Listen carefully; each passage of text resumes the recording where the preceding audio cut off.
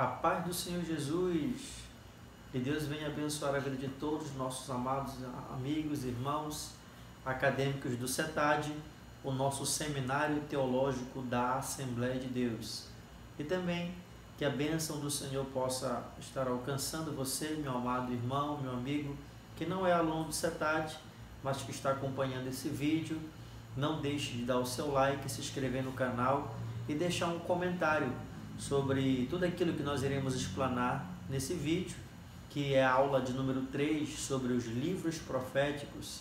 Isso mesmo, aula de número 3. Nós já tivemos a primeira aula introdutória sobre os livros proféticos e falamos sobre o livro do profeta Isaías. E na aula de número 2, nós falamos sobre os profetas Jeremias e Ezequiel, já que a nossa disciplina se refere à análise dos livros proféticos. Nós seguimos a ordem literária dos livros, na parte da sua composição canônica. E combinou, né? Deu uma combinada legal. Haja vista que na aula passada nós trabalhamos o aspecto da visão profética e sacerdotal, nos referindo aos profetas Jeremias e Ezequiel. E na aula de hoje, aula de número 3, estaremos falando sobre o livro do profeta Daniel. Sobre Daniel e seu livro, uma aula que será muito proveitosa para o nosso conhecimento das Escrituras Sagradas. E mais uma vez, repito, não esqueça de deixar um comentário, porque através do seu comentário nós podemos interagir com você, e no seu comentário você pode fazer uma pergunta sobre alguma temática do livro, ou se algo que aqui pontuamos, quem sabe você não concordou, a gente pode lá no comentário responder para você e justamente tirar a dúvida e mostrarmos a você de uma forma mais ampla o sentido no qual estamos trabalhando aqui o livro profético de Daniel. Tá certo, meus queridos? Para você que ainda não me conhece, me chamo Osmar Gonçalves, pastor da Igreja Assembleia de Deus Pioneira e diretor acadêmico do CETAD na cidade de Macapá. Vamos então trabalhar o livro do profeta Daniel. Eu coloquei um título aí, você que já está nos acompanhando no slide, Um Profeta Estadista. Nós iremos observar que, um pouco diferente dos profetas já citados, Isaías, Jeremias e Ezequiel, o profeta Daniel exerceu também funções políticas. Se nós fôssemos entrevistar Daniel hoje, tivéssemos em uma banca de entrevista e perguntasse a este homem, Daniel, além das suas funções ministeriais, ele se enquadraria em qual função no quesito secular?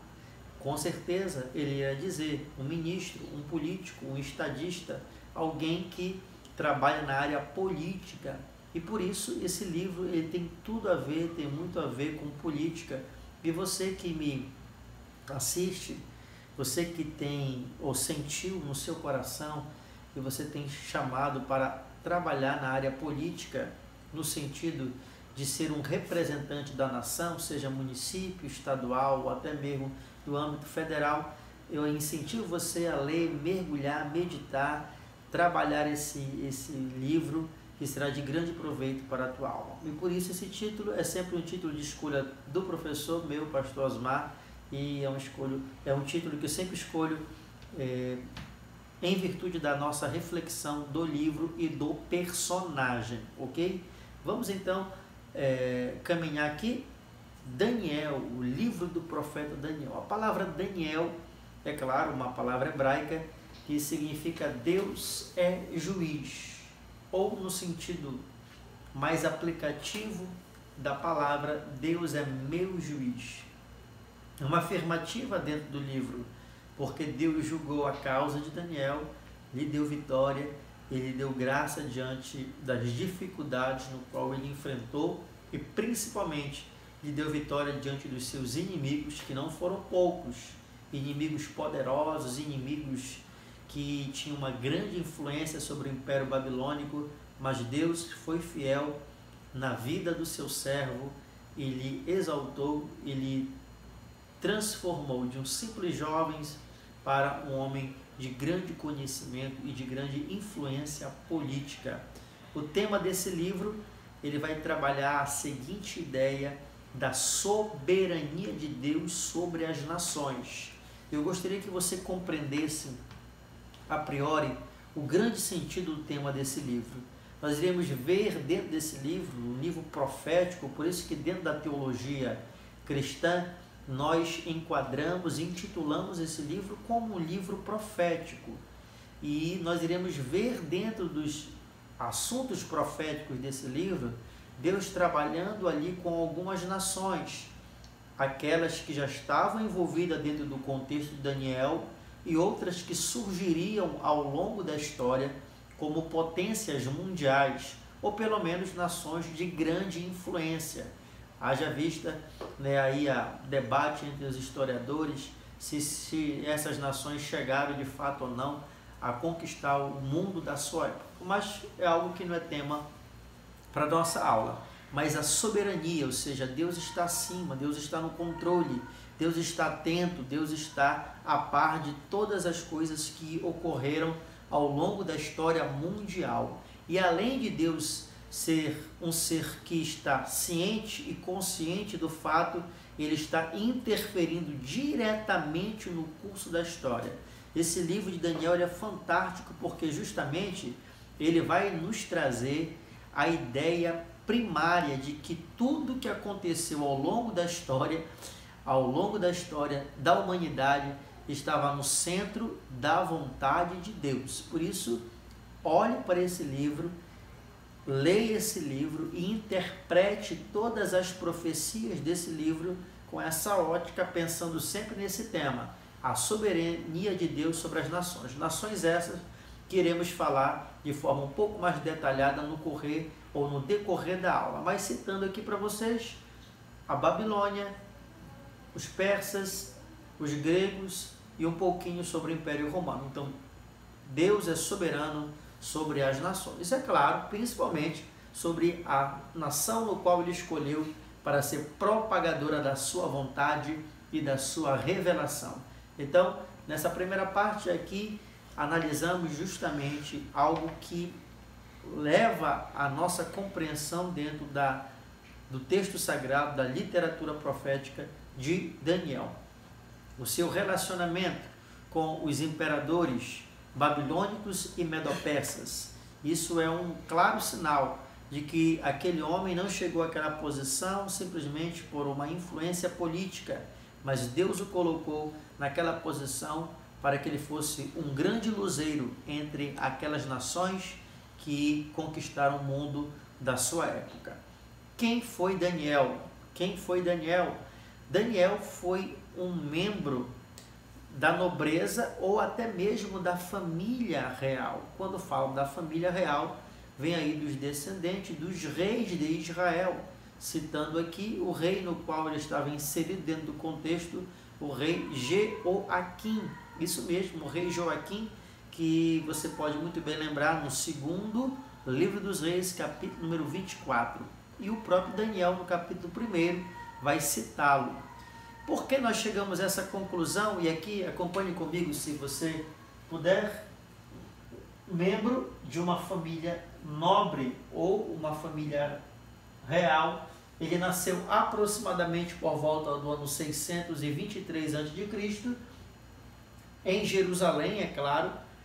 Ele estudou durante 3 anos lá na Babilônia toda a cultura dos caldeus e ele recebe, dentro do próprio capítulo 1, o nome de Beltsazar, que significa Bel te proteja. Não somente o nome dos amigos de Daniel, Ananias, Misael e Azarias, foram mudados para uma fonética e uma identificação babilônica, mas de Daniel também.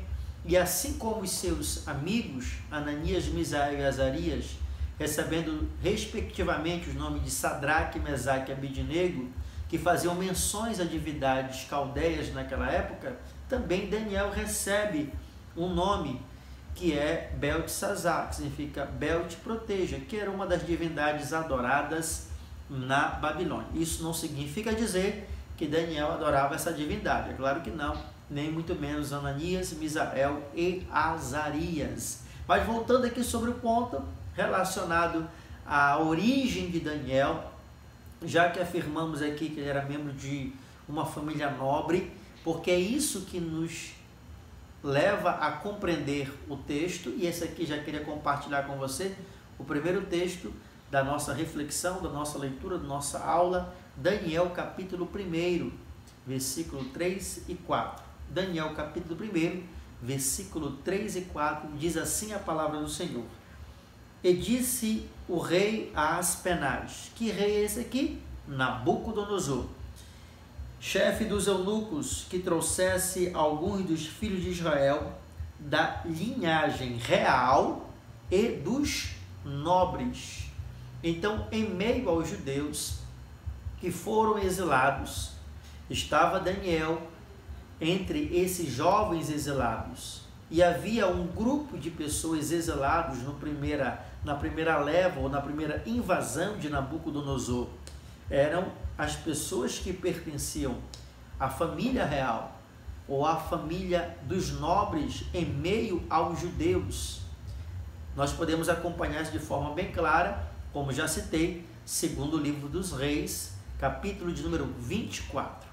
Se você acompanhar comigo, versículo 4, que nós não lemos ainda, mas iremos ler agora, diz assim: jovens em que não houvesse defeito algum, formosos, de aparência, de instrução, de toda a sabedoria e sábios em ciência, entendimento no conhecimento, que tivesse habitado em Jerusalém e habilidade suficiente para habitar e viver no palácio do rei, aonde lhe seriam ensinado as letras na língua dos caldeus. Isso mesmo.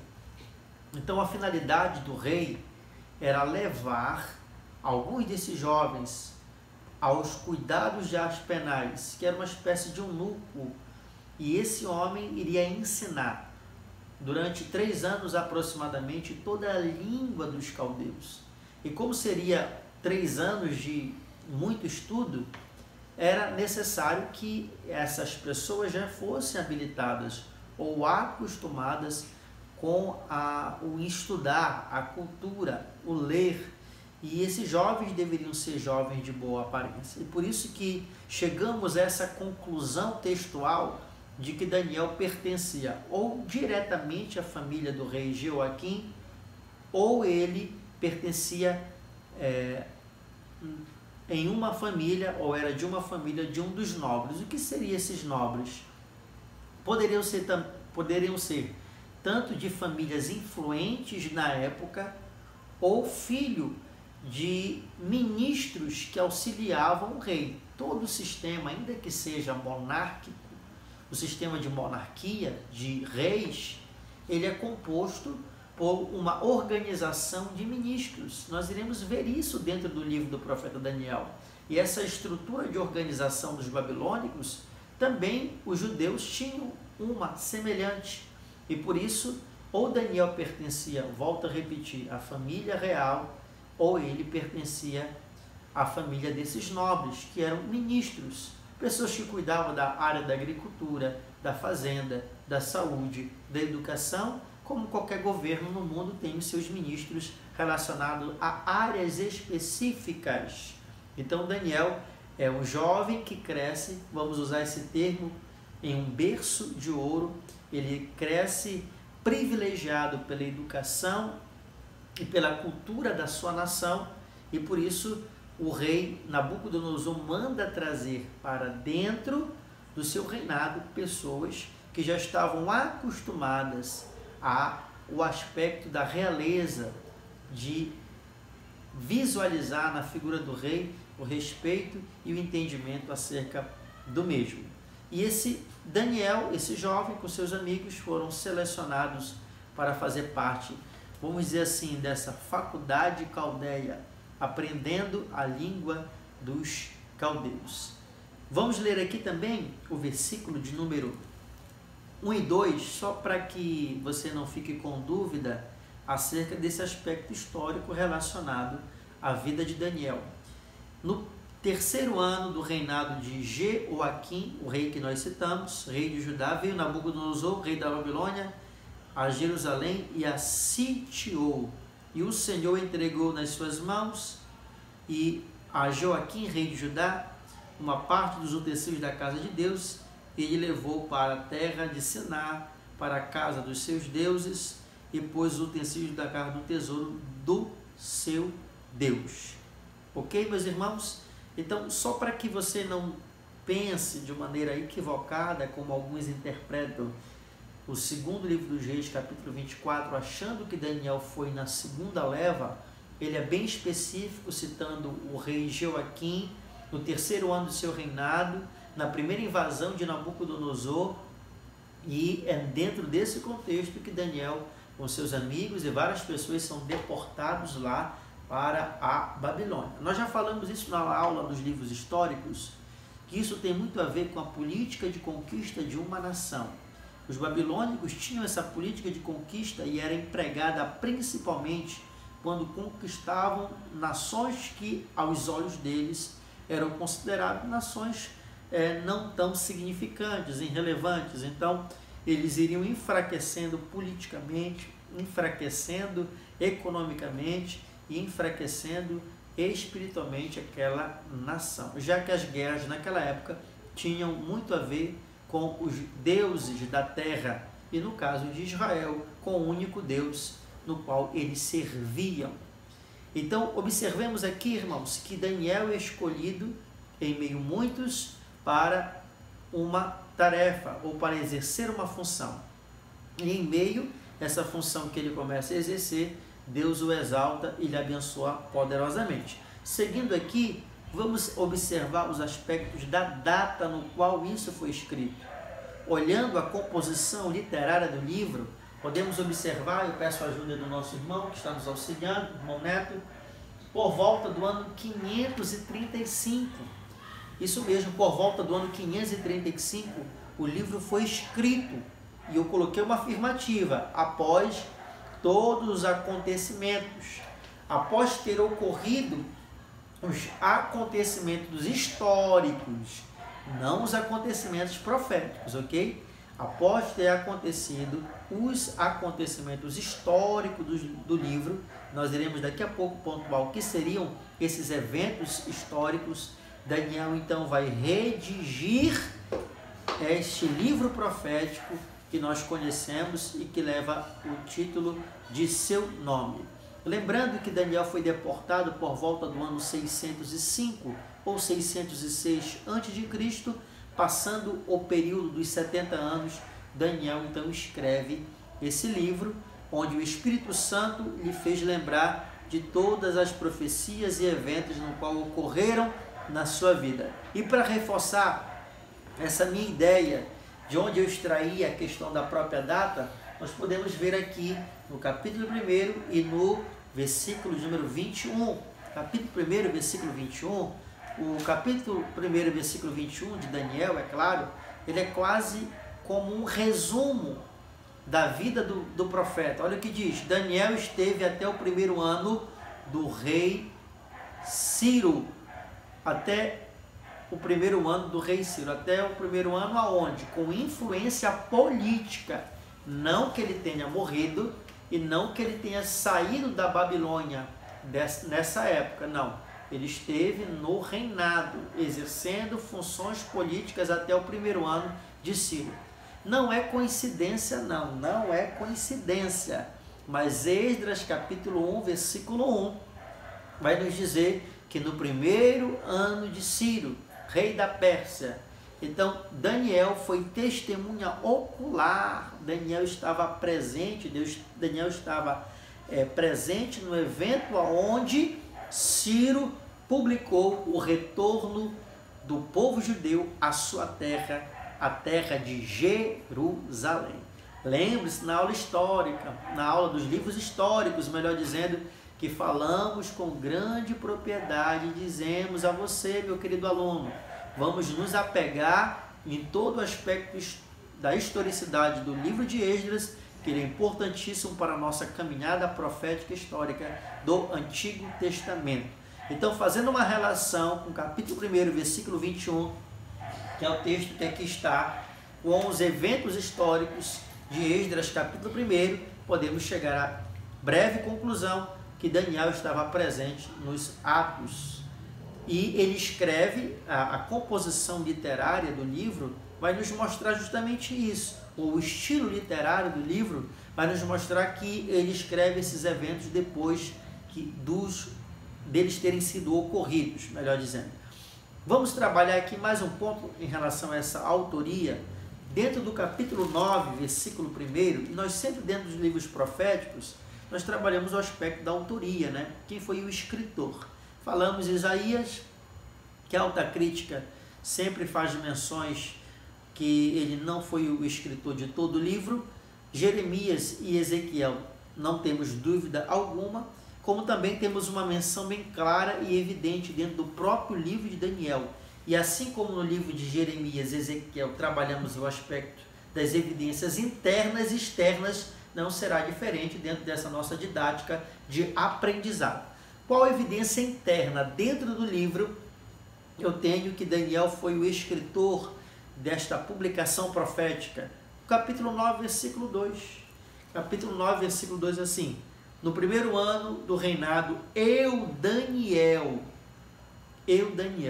Então, escrevendo aqui na primeira pessoa, aí como está, peço mais uma vez ao nosso amigo que está aí nos auxiliando, meu filhão, irmão Antônio Neto, na primeira pessoa. Então, essa é uma evidência interna que ele é o escritor do livro. Temos algumas evidências externas? Temos. Por exemplo, Ezequiel 14:14, Ezequiel 14:20 e Ezequiel 28:3. Esses três textos, Ezequiel 14:14, Ezequiel 14:20 e Ezequiel 28, versículo 3, são evidências que o próprio Ezequiel, ele faz menção a Daniel como sendo alguém de grande importância e relevância dentro da Babilônia, dentro do Império Babilônico.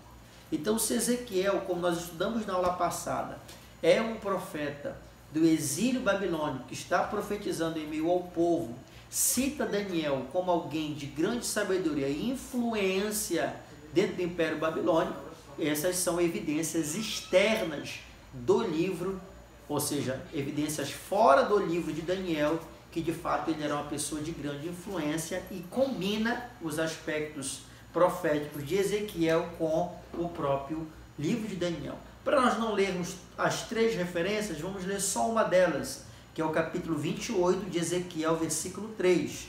Ezequiel, capítulo 28, o versículo 3, vai nos trazer a seguinte afirmativa. Diz assim: eis que mais sábio és que Daniel, não há segredo algum que se possa esconder de ti. Professor Osmar, que texto esse foi que o senhor leu? É um texto relacionado a uma tipologia de Satanás. E ele diz que Satanás é mais sábio que Daniel. Por que ele compara a sabedoria de Daniel com a sabedoria de Satanás? Porque nos revela que Daniel é uma pessoa de alto grau de sabedoria, de entendimento. Nós iremos abordar justamente esse ponto agora, que é de suma relevância dentro do livro, porque Ezequiel, ele cita a sabedoria de Daniel em comparação, de forma tipológica, com a sabedoria que Satanás, Lúcifer, possuía, ou para alguns ainda possui, e observemos, melhor dizendo, que Daniel aqui dentro desse livro é alguém que está pesando na balança relacionada ao tema sabedoria. Vamos trabalhar esse ponto, então? Vamos analisar esses aspectos relacionados à sabedoria de Daniel, que não pode ficar desapercebido dentro dessa estrutura profética do livro. A sabedoria de Daniel era conhecida em todo o Império Babilônico, eu coloquei entre parênteses assim, tanto na corte como entre o povo. Na corte é inegável o conhecimento da sabedoria de Daniel, ele frisa muito bem no seu livro. E o de Ezequiel, o livro de Ezequiel vai citar justamente Daniel como alguém justo e sábio. Justo e sábio. Então a sabedoria de Daniel era conhecida entre o império, entre os imperadores no qual ele se relacionou, entre os ministros babilônicos, medos e persas, e também em meio ao povo. Era alguém que era estimado de grande e grandiosíssima e valiosíssima sabedoria. E continuando aqui na nossa leitura, a sabedoria que o Eterno, ou seja, que Deus lhe deu, foi fruto de muito estudo. Lendo e relendo o capítulo 3, nós podemos observar justamente isso, que o objetivo de Nabucodonosor mandar Aspenaz cuidar desses jovens é para que eles entendessem, aprendessem a língua e a letra dos caldeus. Então a sabedoria que ele recebeu, ela está relacionada ao seu estudo, aquilo que ele estudou, aquilo que ele procurou se esmerar em aprender, mas principalmente está relacionado também à sua renúncia dos prazeres babilônicos. Capítulo 1, versículo 8, que para muitos é o versículo-chave do livro, diz assim: e Daniel assentou no seu coração não se contaminar com o manjar do rei, nem com o vinho que ele bebia, portanto, pediu ao chefe do eunuco que lhe concedesse não se contaminar, ou concedesse que não se contamine com a comida que estava relacionada às divindades da época. Então esse ato de renúncia, esse ato de se preservar, o ato de Daniel ter se isolado, ou melhor dizendo, se separado dos demais, juntamente com seus amigos, Deus olhou para ele e disse assim: olha, esse aí de fato, ele quer alguma coisa, ele deseja algo diferente para a sua vida. Essa sabedoria, ela é muito bem descrita no capítulo de número 1, ainda no capítulo 1. No capítulo 1, após os anos de estudo, versículo 17, diz assim: ora, esses jovens Deus deu conhecimento e inteligência em todas as letras e sabedoria, mas a Daniel deu entendimento em toda a visão e sonhos. Nós iremos observar que Daniel, com seus amigos, tiveram um grande destaque em meio a todos que foram treinados para servir o reino de Nabucodonosor. Versículo 20: em toda a matéria de sabedoria e inteligência, sobre o que o rei lhe perguntava, achou 10 vezes mais doutos que todos os magos e astrólogos que haviam em todo o seu reino. Então não podemos passar desapercebido o aspecto da sabedoria de Daniel, ao que Deus lhe deu, e também tem a parte relacionada ao seu esforço ou dedicação. É claro que tudo vem como fruto da graça de Deus, mas observemos que na vida dele havia um desejo de agradar o Eterno. Isso foi muito bom. Não podemos olhar para Daniel apenas com aspecto como olhar profético, mas devemos olhar para ele como alguém não só do ponto de vista profético, mas também histórico. E dentro desse aspecto histórico, nós pontuamos o seu caráter, a sua vida com Deus e, consequentemente, as funções que ele exerceu no império de Nabucodonosor e de Dario, o Medo. Então, observemos que essa sabedoria é muito importante para entendermos o desenrolar do livro. Eu coloquei uma segunda afirmativa aqui, que pode gerar, quem sabe, para você algum debate, e se você quiser, pode até comentar aí conosco. Para alguns teólogos, e esses teólogos chegam até a afirmar que Daniel, em alguns aspectos, ele era mais sábio que Salomão. E foi o que o senhor falou aí, professor? Isso mesmo, mais sábio que Salomão em alguns aspectos. Porque a sabedoria de Salomão está relacionada, à pessoa. Era uma sabedoria terrena, filosófica, pessoal. É uma sabedoria relacionada de relacionamento. Ele foi um bom administrador também, um bom administrador.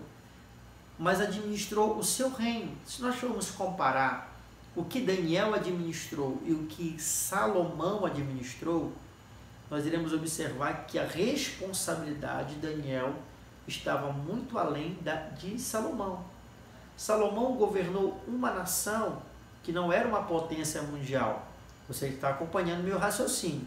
Mas Daniel, que governou toda a província da Babilônia, que estava sobre o domínio de mais de 120 sátrapas ministros, este rapaz, este jovem, este homem, ele tinha muito mais responsabilidades internacionais do que Salomão. Então, em alguns pontos, Salomão, dentro do aspecto sabedoria, ele está um nível abaixo da sabedoria que o próprio Deus também deu a Daniel. Um outro aspecto que podemos medir a sabedoria de A ou B, Salomão, Daniel, é que Daniel usou da sabedoria que Deus lhe deu para permanecer 100% fiel a Deus, 100%. E Salomão, infelizmente, acabou desagradando em muitos pontos ao nosso Deus. Para nós finalizarmos essa parte aqui, vamos deixar a sabedoria de Daniel um pouco aí para os debates dentro de sala de aula. O livro ele é dividido em duas partes. A primeira parte é a parte histórica. Nós a intitulamos de parte histórica, do capítulo 1 ao capítulo 6. E a segunda parte é a parte profética, que nós dividimos do capítulo 7 ao capítulo 12.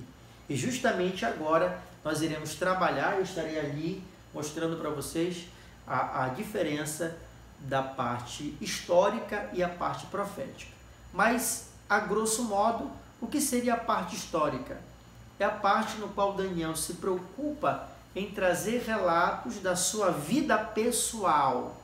Ele foi exilado, ele aprendeu a cultura dos caldeus, ele recebeu uma função, e os seus amigos passaram pela fornalha de fogo, ele teve o episódio dele interpretar os sonhos, ou o sonho de Nabucodonosor, ele foi jogado na cova dos leões, é a parte histórica do livro. Mas no capítulo 7 ao 12 nós iremos ver apenas profecias. E eu trouxe aqui um esquema para você que vai nos ajudar muito a compreender essa questão da divisão do livro. Acompanhe conosco, que será uma bênção de Deus para você. Então vamos lá, meus alunos, meus irmãos, entender essa parte cronológica e ao mesmo tempo da divisão do livro. Eu trouxe aqui para você alguns números e esses números estão relacionados aos capítulos do livro do profeta Daniel, aqui do capítulo 1 ao 12. Então imagine que essa primeira parte aqui está relacionada aos capítulos 1, 2, 3, 4, 5, até o capítulo de número 12. E essa segunda parte aqui, que parece alguns números embaralhados, está relacionado à ordem cronológica dos eventos do livro. Daniel teve uma sabedoria tão grandiosa da parte de Deus para facilitar a nossa leitura e compreensão do livro. Ele nos trouxe esta visão literária, essa organização literária, que ficou muito melhor para a nossa compreensão do livro. E por isso eu peço que você pegue nesse momento a sua Bíblia, para que nós possamos ler os capítulos no qual estarei dizendo a você. Iremos começar aqui pelo capítulo 7.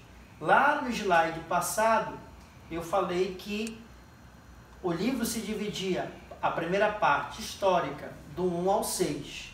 Então, do 7 ao 12, a parte profética. Então, vamos caminhar a partir do capítulo 7, ok? Que seria a possível segunda parte. Capítulo 7, versículo 1. Todos os textos que eu citar agora é o capítulo e o versículo 1. O capítulo e o versículo 1. Capítulo 7, versículo 1. No primeiro ano de Belsazar, rei da Babilônia, teve Daniel. Capítulo 7, bem aqui, ó, vai nos afirmar que no primeiro ano de Belsazar. Mas o capítulo 5, acompanhe o raciocínio comigo. O capítulo 5 não diz que Belsazar morreu morreu no capítulo 5. Então, como esse evento aqui está no capítulo 7, e por isso eu incluí aqui, ó, capítulo 1, 2, 3 e 4 e o capítulo 7. O que é que você deve entender? Que todo o evento do capítulo 7 aconteceu depois do evento do 4. Vamos ler o capítulo 8, versículo 1. Capítulo 8, versículo 1. No terceiro ano do reinado de Belsazar. Volto a repetir, usando o mesmo raciocínio. O Belsazar morre no capítulo 5. Então, o capítulo 7 está aqui, o capítulo 8 aqui também. Então, os eventos proféticos do capítulo 7 e 8 ocorreram antes do evento histórico do capítulo 5. Vamos seguir o capítulo de número 9. Capítulo 9. No primeiro ano de Dario, filho de Assuero, da nação dos Medos. Olhe lá. Daniel, no capítulo 6, a gente leu o capítulo 9, aí devemos ler agora o capítulo de número 6. O capítulo 6 diz assim: E pareceu bem a Dário construir sobre o seu reino 120 presidentes que estivessem sobre todo o reino. Capítulo 6, nós iremos ver que Dario, ele faz uma organização política dentro do seu reino. E o capítulo 9, como estávamos falando agora há pouco, ele traz a seguinte afirmativa: no primeiro ano de Dario. Então, o evento profético do capítulo 9, ele acontece antes do evento, que é o evento da Cova dos Leões. Antes dessa organização política realizada por Dario. Seguindo aqui, né, aí nós temos o capítulo de número 11. O capítulo 11 também e 12 acontecem antes do capítulo de número 6, antes de Daniel ir para a Cova dos Leões. Vamos ler, por exemplo, aqui o capítulo 11. Eu, porém, no primeiro ano de Dario. Então, o evento profético do 9 está relacionado ao evento profético do 11. O evento profético do 12, e naquele tempo, ou seja, seguindo a visão profética do livro.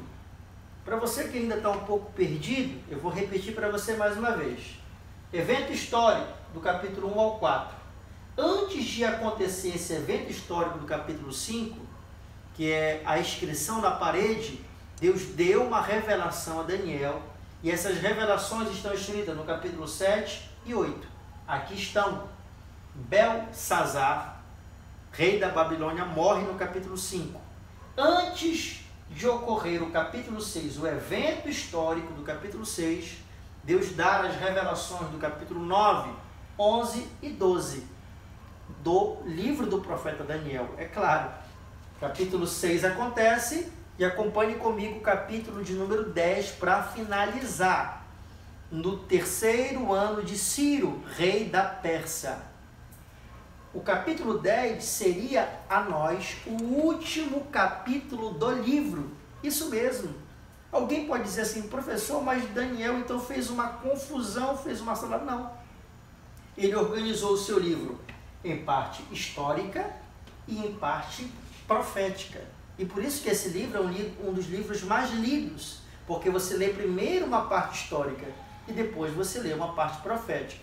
Só fazendo aqui um link entre o capítulo 10, versículo 1 e o capítulo 1, versículo 21, lembre que no capítulo 1, versículo 21 diz que Daniel esteve até o reinado de Ciro, até no seu primeiro ano.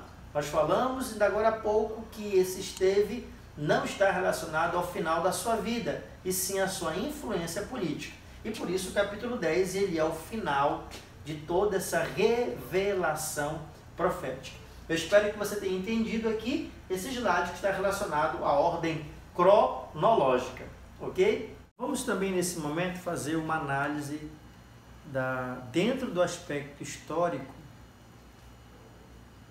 elementos relacionados à profecia de Daniel em detrimento às nações no qual ele estava inserido.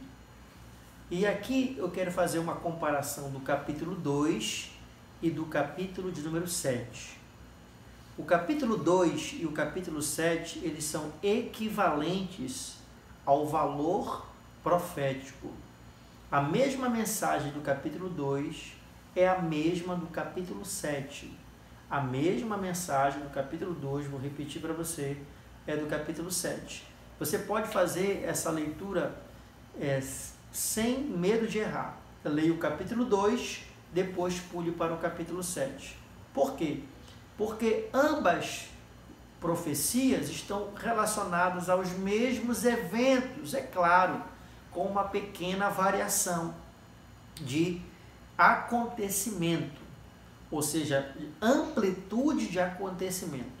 Mas o mesmo evento profético do capítulo 2 é o mesmo do capítulo 7. E aqui eu queria trabalhar primeiramente a diferença. Qual a diferença do aspecto profético do 2 para o 7? No capítulo 2, nós iremos observar que Daniel está interpretando um sonho. E a interpretação de sonho está relacionado a você dizer algo que alguém sonhou. Interpretar o sonho de alguém é dizer aquilo que Deus transmitiu de conhecimento profético àquela pessoa. Então Daniel aqui, queridos, ele vai estar no capítulo 2 interpretando o sonho de Nabucodonosor. E no sonho de Nabucodonosor, ele teve uma visão de uma grande estátua. 2:31 diz assim: Tu, ó rei, estavas vendo, e eis que uma grande estátua. Essa estátua era grande, cujo esplendor era excelente, estava em pé diante de ti, e a sua vista era terrível. Então, a diferença do capítulo 2 para o capítulo 7, capítulo 2, Daniel está como profeta interpretando o sonho de Nabucodonosor. E no capítulo 7, professor Osmar, simples, Deus lhe dá diretamente, lhe comunica diretamente a revelação, lhe mostra em visão o significado profético, mas elas são semelhantes. Por quê? Ambas estão trabalhando os 4 impérios que iriam dominar o mundo, um que já estava dominando e outro que estaria, outros 3 que estariam dominando o mundo no qual nós vivemos. De Nabucodonosor, capítulo 3. Nabucodonosor, capítulo 3. Ele teve o sonho da estátua, como já aqui citamos, lemos. A sua cabeça, uma cabeça de ouro, representava o Império Babilônico, o próprio império no qual Nabucodonosor era o imperador, o rei. A segunda parte da estátua, peito e braços de prata, representava, a junção do Império Medo-Persa. E por isso aqui a visão, como 2 homens aqui, o Império Medo e Persa. A junção, peitos e braços de prata. A junção desses 2 impérios que derrubaram justamente o Império Babilônico. Seguindo na visão da estátua, que era de um homem, o seu ventre e coxas, ou seja, a parte abdominal e a parte das coxas, eram de cobre. E esse cobre representava o Império Grego. E aqui, é claro, amigos, está a data aproximada do ápice desses impérios relacionados com os judeus. Aqui estou falando não somente do aspecto do império propriamente dito, mas principalmente da sua relação com o povo de Deus, o povo da palavra, os nossos irmãos judeus. E por último, na estátua de Daniel, as pernas de ferro e os pés em parte de ferro e barro, que representavam o Império Romano. E aqui, Império Romano, podemos situar o aspecto tanto político quanto religioso. No capítulo 7, se deixa essa figura de estátua em forma humana, cabeça, peito, braços, coxas, abdômen. Deixando esses aspectos físicos do homem, Daniel tem sonhos relacionados a figuras de animais. E esses animais são animais dentro da fauna, né, da flora, são animais inexistentes. Alguns deles, eles têm figuras parecidas de animais. Vamos analisá-los. O primeiro deles é um leão com asa de águias. Existe um leão com asa de águias? Não, não existe. Mas dentro do aspecto profético, estava nos trazendo uma mensagem desse império babilônico.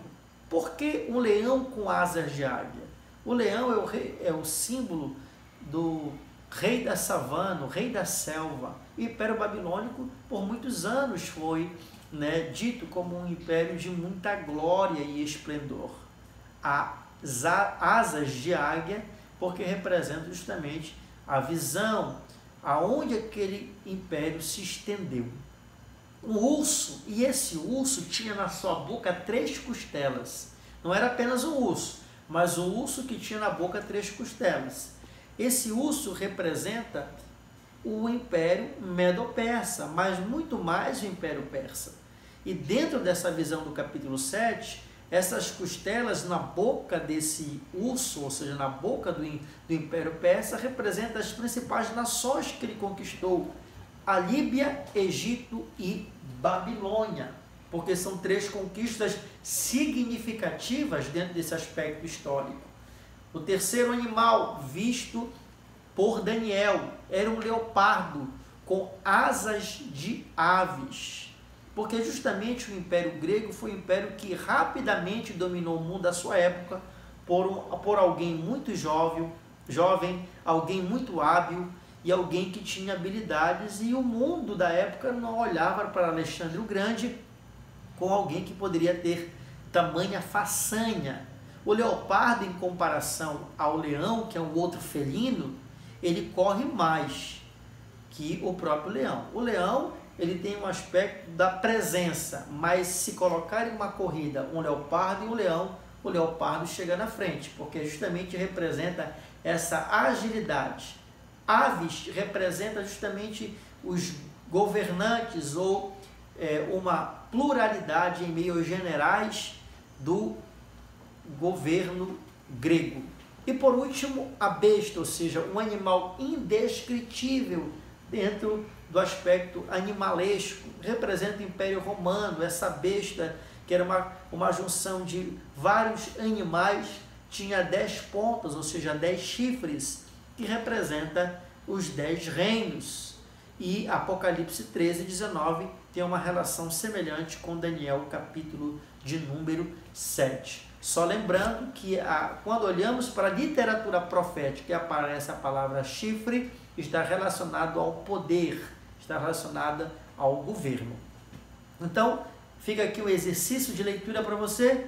Leia o capítulo 2 e o capítulo de número 7. Eu sei que essa aula de Daniel não é muito fácil de compreensão, mas deixe seu comentário para que nós possamos chegar aí a uma aula bem produtiva para você, compartilhando conhecimentos além daqueles que estamos aqui pontuando no vídeo.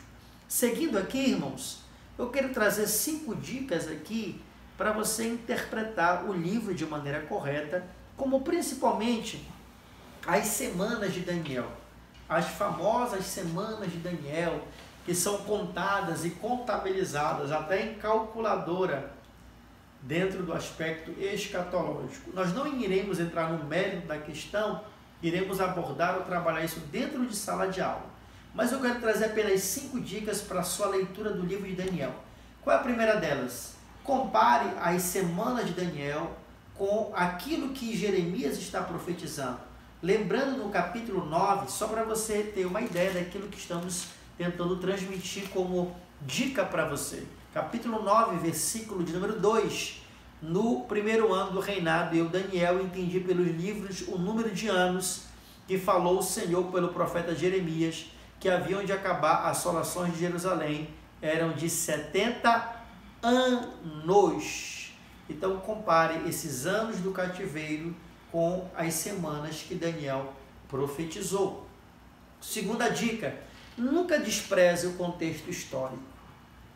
Por isso que esse livro é um livro que está falando de nações, babilônicos, medo-persas, gregos, romanos. E muitas vezes, quando lemos o livro, apontamos só lá para frente e nos esquecemos daquilo que já ficou para trás. E por isso o segundo ponto é: analise e nem despreze o contexto histórico, ou seja, o que aconteceu no Império Babilônico, Medo-Persa, no Império Grego e no Império Romano. Terceira dica: faça uma análise de palavra por palavra em seu sentido original. Palavra por palavra em seu sentido original. Quero aguçar só um ponto aí na sua mente, só um ponto que é muito relevante para a nossa compreensão. Eu vou aqui dizer para você, por exemplo, não irei afirmar nada no texto, apenas dizer algo para a nossa reflexão. Daniel capítulo 12, versículo 4, 12, 4. E tu, Daniel, fecha essas palavras e sela este livro.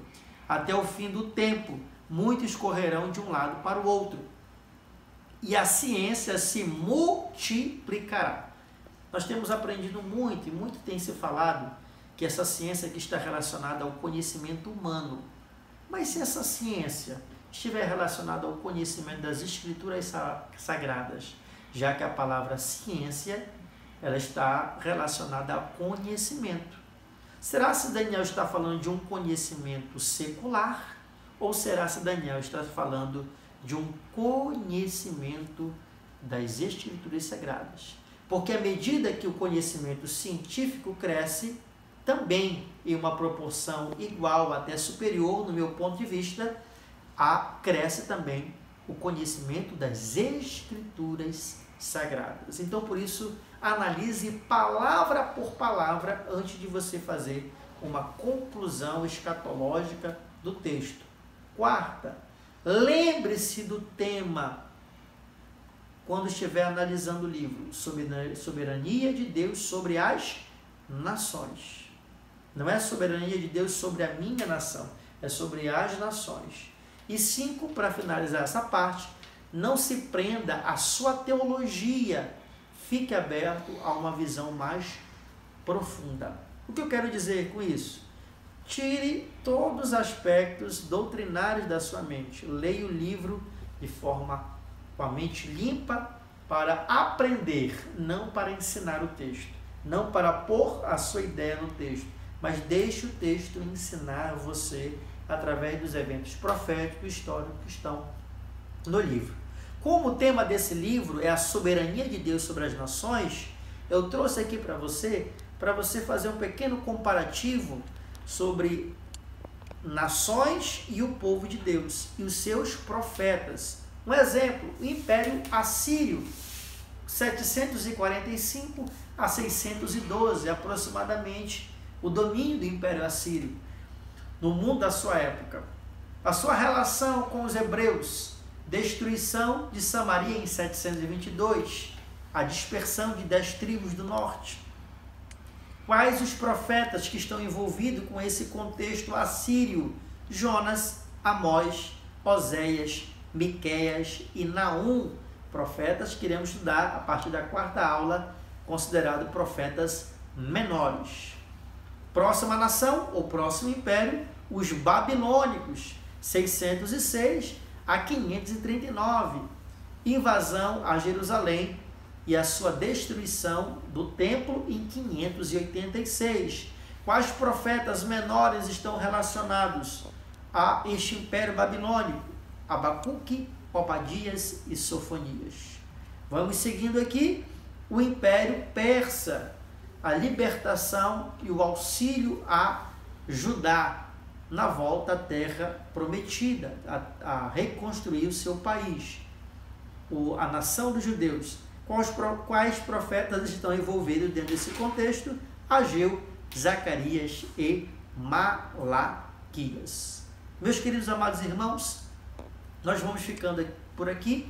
Não esqueça de assistir o vídeo que nós já postamos da aula de número 2 e também da aula de número 3, aqui no cantinho da tela.